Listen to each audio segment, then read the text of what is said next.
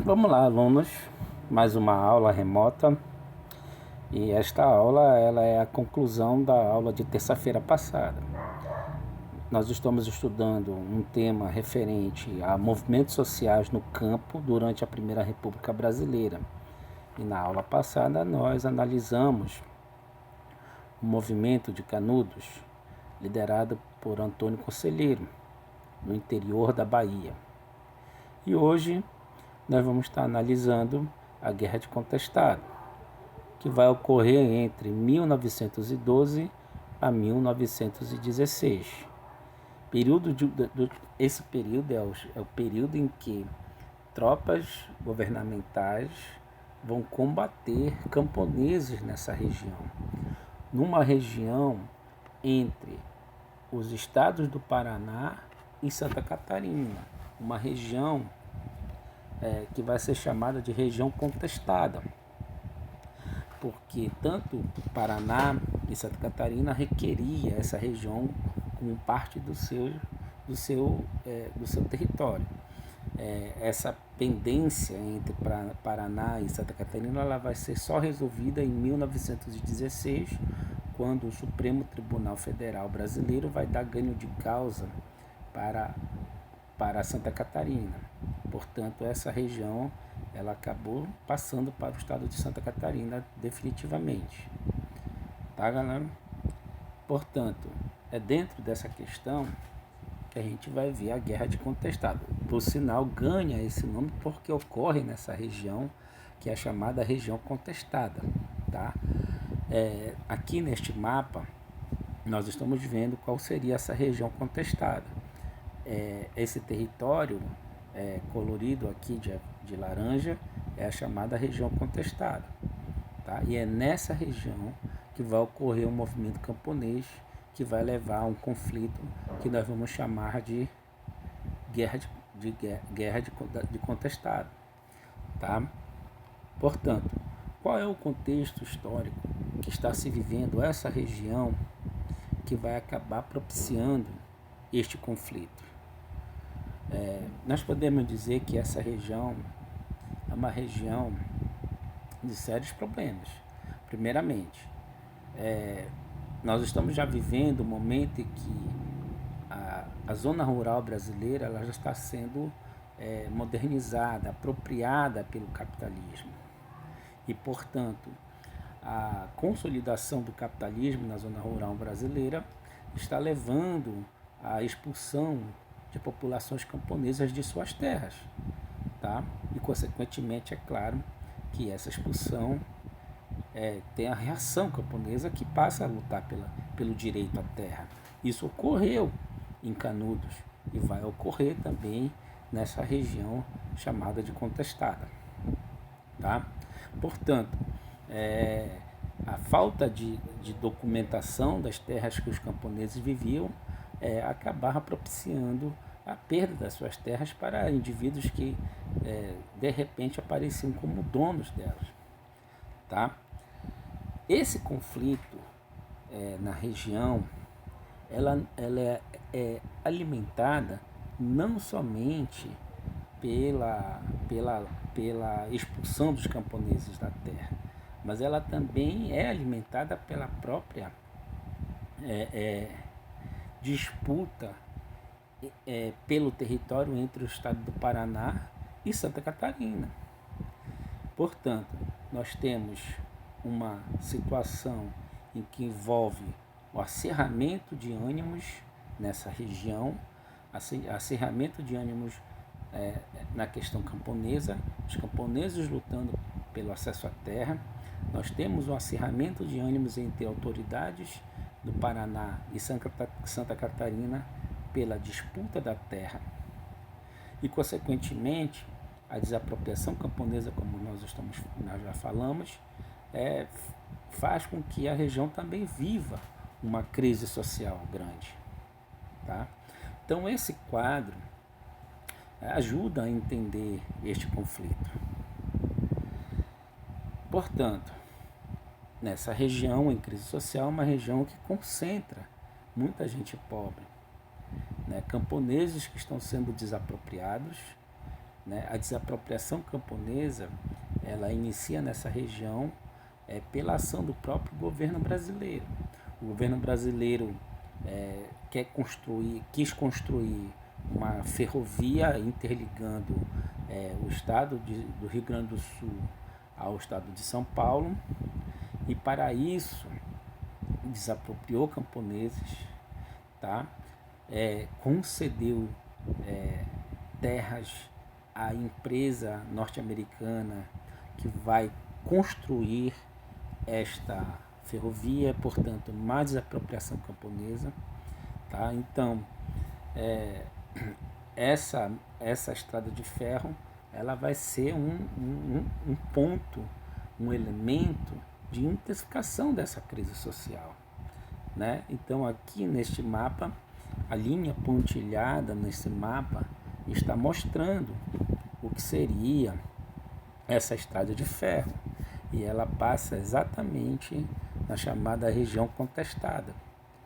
Então essa estrada de ferro, ela vai ser responsável por uma crise social gigantesca, né? Como já mencionamos, né? Tanto que aqui eu estou reafirmando isso. O governo brasileiro concedeu à empresa construtora da estrada de ferro terras que valia a 30 quilômetros, certo? De um lado e de outro da ferrovia, 15 quilômetros para o lado direito e 15 quilômetros para o lado esquerdo da ferrovia, uma área de exploração para a empresa norte-americana que vai construir a ferrovia. Então, essa empresa, ela exploraria nessa região madeira, e quando tivesse acabado a madeira da região, ela poderia vender essas terras para imigrantes camponeses, para imigrantes europeus que estão chegando no Brasil. Então, essa desapropriação, tanto para a construção da estrada de ferro, como para a exploração da madeira, né, nesses 30 quilômetros de terra que o governo dá à empresa construtora da estrada de ferro, ajuda a entender o aumento da crise social, certo? Na região. E, consequentemente, um outro fato dessa crise social é o aumento da pobreza, né? Nós temos camponeses desapropriados vivendo em pobreza. E com o fim da construção da estrada de ferro, nós vamos ver uma massa de trabalhadores dessa estrada de ferro entrarem em desemprego. Trabalhadores estes que eram até de fora da região e que migraram para a região para trabalhar na estrada de ferro. E quando a estrada de ferro foi concluída, essa gente ficou na região desempregada e, portanto, aumentando o contingente da gente pobre nesta região e, consequentemente, aumentando a tensão social na região. Observação número 1. Então, desses fatores conjugados que nós analisamos, ou seja, desapropriação camponesa, aumento da pobreza, construção da estrada de ferro, certo? Que vai ajudar a gente a entender o conflito de contestado.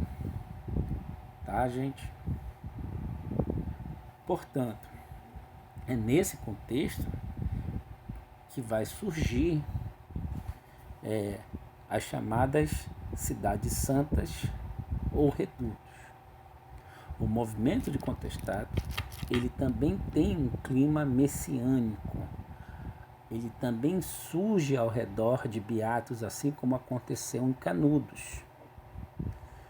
Nessa região, esses beatos são chamados de monges. E nessa região, a intensa pobreza camponesa vai fazer surgir as chamadas cidades santas ou redutos ao redor de um desses beatos. Um desses beatos vai ganhar destaque. E quem é esse beato? É o chamado Beato José Maria, de Santo Agostinho.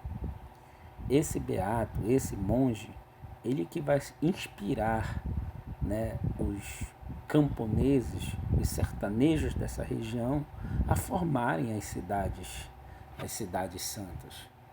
né, os redutos, tá? Redutos esses que eram atraídos pela própria pregação de José Maria. José Maria conseguia atrair uma grande quantidade de camponeses que estavam buscando atendimento, cura, melhoria de vida. No geral era isso.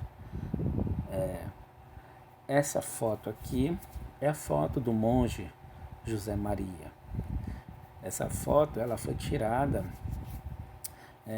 na cidade Santa de Maria, Maria Santa, uma das comunidades influenciadas e fundadas por José Maria, tá?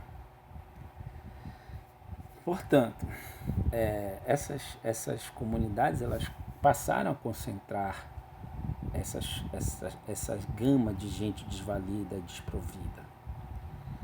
E, portanto, essa concentração populacional ela passou a ser vista pelas autoridades tanto do Paraná como de Santa Catarina como perigosas, tanto que elas são qualificadas como ajuntamento de fanáticos e monarquistas.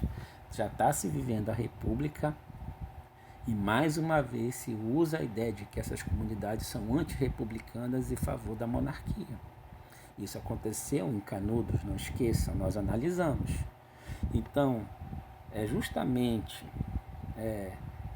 essa questão que vai levar as autoridades a perseguir as comunidades santas, a perseguir José Maria, tá? A José Maria. Por quê? Nós temos que entender que as autoridades republicanas, na verdade, elas estão a serviço dos grandes proprietários rurais.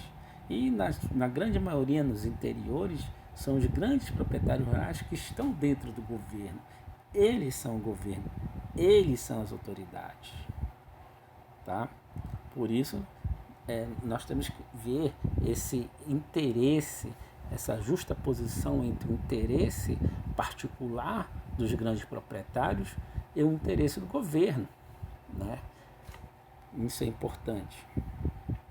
Portanto, essas autoridades locais, elas tinham como objetivo, né, subjugar os sertanejos aos seus interesses, né, e essas comunidades santas, elas agiam de maneira autônoma e, portanto, fortaleciam os camponeses diante da ação dos grandes proprietários, né?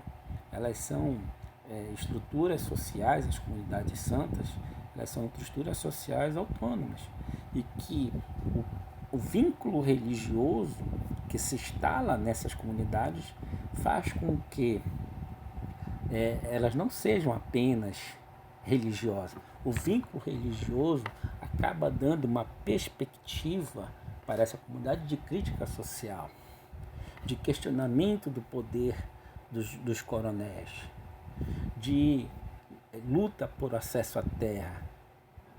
Isso é importante a gente perceber. Aqui uma foto de membros de uma dessas comunidades santas. Essa comunidade aqui ela foi a maior das comunidades santas que fora criada naquele momento, que é a comunidade de Santa Maria, que fora a comunidade fundada por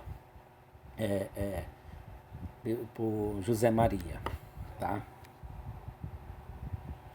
Observação número 2. Então, essas comunidades santas, elas, na sua essência, elas não são comunidades hostis. Elas não foram construídas numa lógica clara de combate às injustiças. No entanto, elas acabam por despertar a ira de governantes da imprensa brasileira que qualifica esses camponeses como rebeldes, monarquistas e etc. Né? E, portanto, fazendeiros locais também que se opõem a essas comunidades santas. Portanto, essa perseguição das autoridades, que nós já conseguimos identificar o porquê, né, dessa perseguição às comunidades de santas. A primeira perseguição ela vai ocorrer em setembro de 1912, quando José Maria e seus seguidores vão ser expulsos do município de Taguaraçu, em Santa Catarina. Setembro de 1912, o prefeito dessa comunidade solicita ao chefe de polícia local a expulsão dos seguidores de José Maria e de José Maria. Essa expulsão de Taguaraçu faz com que os seguidores de José Maria e José Maria acabem indo para a vila de Irani, nessa região entre Paraná e Santa Catarina. Essa vila de Irani ficava exatamente na região contestada, né? E, portanto, eles saíram do Paraná e foram para a região contestada por Santa Catarina. Então, nem à toa, né, saíram do Paraná e foram para a região contestada, saíram de Santa Catarina e foram para a região contestada do Paraná. Então, não é à toa que, quando eles chegam em Iracema, as autoridades do Paraná também rechaçam os seguidores de José Maria. Então é nesse segundo conflito José Maria ele é morto, nessa refrega entre as tropas estaduais do Paraná e os seguidores de José Maria. Em 1913, especificamente já no final de 1913, uma menina chamada Teodora, uma menina de 11 anos de idade, passa a ser orientadora da comunidade, porque ela passa a dizer que está recebendo o sonho de José Maria e que José Maria orienta que todos devam se reunir de novo na cidade de Taguaraçu, tá? Na cidade de Taguaraçu.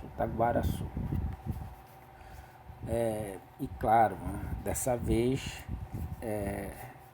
como eu estou colocando aqui, a comunidade ela sabe que é uma ação de questionamento das autoridades locais e estaduais. Formar as comunidades santas nessa região é um questionamento dessas autoridades. Então não é à toa que essa região vai pipocar várias comunidades santas, várias cidades santas, ou como chamava também redutos, né? Portanto, a justificativa para a ação mais efetiva contra essas comunidades vai vir da ideia de que eram comunidades autônomas que negavam a república vigente e, consequentemente, também eram monarquistas, tá? Certo? Negavam a república vigente, eram monarquistas e, consequentemente, questionavam o domínio da região pelos grandes latifundiários. Em 1914, os ataques do Exército Brasileiro e da Polícia do Paraná e Santa Catarina se intensificam contra as cidades santas. A primeira cidade santa a ruir vai ser a sua principal, vai ser a principal cidade, aquela que continha mais gente. Aquela que, segundo a perspectiva, tinha para mais de 25 mil habitantes, que é a cidade de Santa Maria. Um efetivo de 7 mil soldados atuam no combate às cidades santas, tá? O general enviado pelo governo brasileiro, chamado Setembrino de Carvalho, o general Setembrino de Carvalho, ele usa de extrema violência contra os sertanejos.